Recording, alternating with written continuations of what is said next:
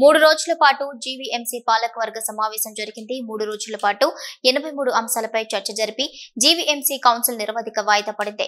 ఈ నేపథ్యంలో విశాఖ నగర మేయర్ గొలగాని హరివెంకట కుమారితో మా విశాఖ ప్రతినిధి ఈశ్వరెడ్డి ఫేస్ టు ఫేస్. సంస్థలో 3 రోజులుగా సుదీర్ఘకాలంలో కౌన్సిల్ మీటింగ్ అయింది. ఈరోజు ప్రశాంతంగా అయింది. అయితే ఈ కౌన్సిల్ మీటింగ్లో 83 ఆంక్షలు అవుతున్నాయి. దానికోసం పూర్తిగా నగర మేయర్ అయిన గొలగాని హరివెంకట కుమార్ గారు ఆయన తెలుసుకున్నాం. మేడం చెప్పండి మేడం, ఈ 3 రోజుల విధంగా ఏ ఆంక్షలు జీరో టైం అనేది ఏ విధంగా ఇచ్చారు సభ్యులకి? అంటే లాస్ట్ 9 నెలల నుంచి కూడా కౌన్సిల్ జరగలేదు. అంటే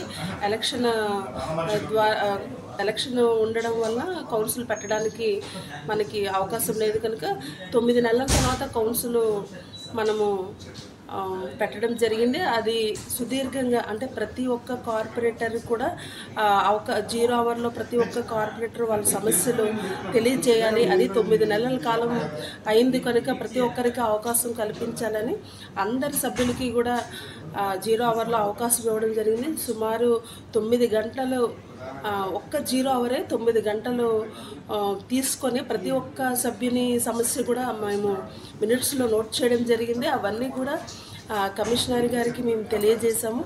అది ఆచరణ రూపంలోకి తర్వాత మళ్ళీ నెక్స్ట్ కౌన్సిల్ వచ్చేసరికి ఏదైతే గౌరవ సభ్యులు చెప్పారో ఆ సమస్యలన్నీ కూడా సాల్వ్ చేసే విధంగా చేయాలని ఆదేశించాము. దానికి తగ్గట్టుగానే కమిషనర్ గారు కూడా దాన్ని ఆచరణలో పెట్టడానికి రెడీ అవుతున్నారు.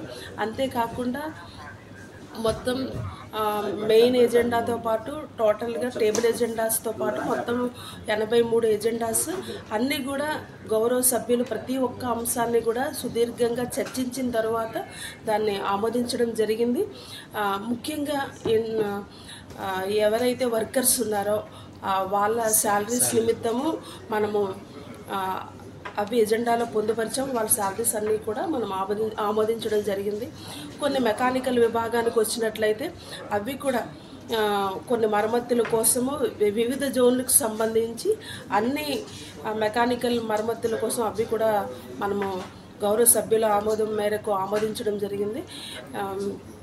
ఏదైతే స్టీల్ ప్లాంట్ ఇష్యూ ఉందో గౌరవ కార్పొరేటర్స్ అందరి ఆమోదం కూడా తీసుకొని ముఖ్యమంత్రి గారిని అలాగే ఉప ముఖ్యమంత్రి గారిని కేంద్ర మంత్రి గారిని కూడా కలవడానికి వాళ్ళు గౌరవ కార్పొరేటర్స్ అఖిలపక్ష కార్పొరేటర్స్ అందరూ కూడా అడగడం జరిగింది. దాన్ని కూడా స్టీల్ ప్లాంట్ని ప్రైవేటీకరణ చేయొద్దు, విలీనంలోనే ఉంచాలని వాళ్ళు ఏదైతే ప్రతిపాదన చేశారో అదంతా గౌరవ కార్పొరేటర్స్ అందరూ కూడా ఆమోదంతో దాన్ని కూడా ఆమోదించాము.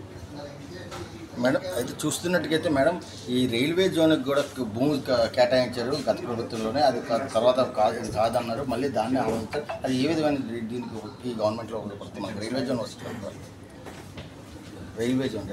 రైల్వేలో కొన్ని అంటే 98 వార్డ్స్లో కొన్ని వార్డులో రైల్వే ఏరియాస్ కూడా ఉంటాయి. దాన్ని కూడా యాడ్ చేస్తూ జీవీఎంసీ వార్డ్స్ ఉంటాయి.